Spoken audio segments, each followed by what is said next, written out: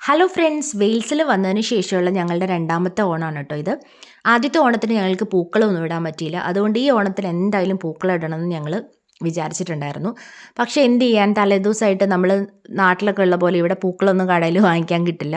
നല്ല ബ്യൂട്ടിഫുൾ ആയിട്ടുള്ള ബൊക്കേസ് കിട്ടും. പക്ഷേ അത് പൂക്കളത്തിലേക്ക് ആപ്റ്റായിട്ടുള്ള നമ്മുടെ ആ ജമന്തി പോലെയുള്ള ഫ്ലവേഴ്സൊക്കെ കിട്ടണ്ടേ. അത് ഞങ്ങൾക്ക് എന്തായാലും ഇവിടെ നോക്കിയപ്പോൾ ഞങ്ങൾക്ക് കിട്ടിയില്ല. അപ്പോൾ ഏകദേശം ഒരു അഡ്ജസ്റ്റ് ആക്കാൻ പറ്റുന്ന ഒരു വയലറ്റ് ഫ്ലവർ ഒരു ബൊക്കെ ഞങ്ങൾ വാങ്ങിച്ചു. ബാക്കിയുള്ളത് എങ്ങനെയെങ്കിലുമൊക്കെ അഡ്ജസ്റ്റ് ചെയ്യാമെന്ന് വിചാരിച്ചു.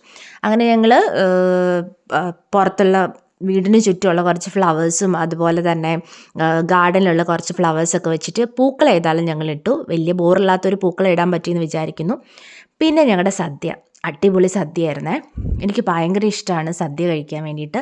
അപ്പം ഞങ്ങൾ ചേട്ടനും ഫാമിലിയും പിന്നെ 2 കസിൻ പിള്ളേർ വന്നിട്ടുണ്ടായിരുന്നു.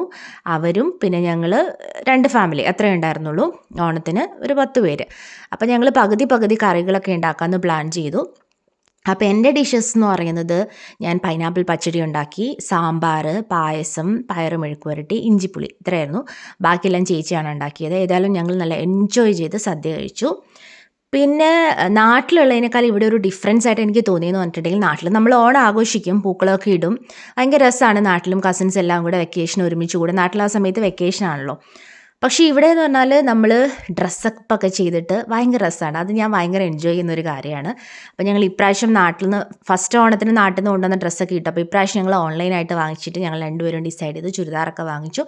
ഇവിടെ കുറച്ച് നാട്ടിലേനേക്കാളും കുറച്ച് ചാർജ് കൂടുതലാണെങ്കിലും ഞങ്ങളുടെ ഓണം അറ്റയർ അടിപൊളിയായിട്ടുണ്ടാവുമെന്ന് വിചാരിക്കുന്നു. പിന്നെ അതിനുശേഷം ഫുഡൊക്കെ നന്നായിട്ട് എൻജോയ് ചെയ്ത് കഴിച്ചു. എല്ലാവരും നന്നായിട്ട് എൻജോയ് ചെയ്ത് കഴിച്ചു. അതിനുശേഷം ഞങ്ങളൊരു മൂവിയൊക്കെ കണ്ട് കുറച്ച് കൊച്ചു വർത്താനമൊക്കെ പറഞ്ഞിരുന്ന് ഞങ്ങൾ ഈ വർഷത്തെ ഓണാഘോഷം അവസാനിപ്പിച്ചു. അപ്പോൾ അടുത്ത വീഡിയോയുമായി വീണ്ടും കാണാം. Till then take care, bye bye.